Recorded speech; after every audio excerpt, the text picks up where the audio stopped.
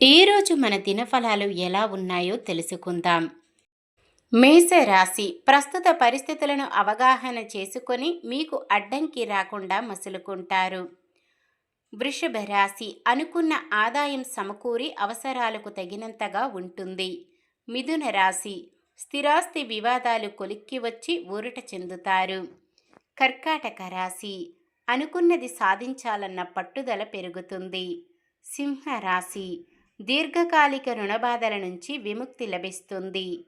కన్య రాశి ఆలోచనలు అమలు చేయడంలో విజయం సాధిస్తారు. తులారాశి ప్రస్తుతం నెలకొన్న పరిస్థితుల నుంచి కొంత గట్టెక్కి అడుగులు వేస్తారు.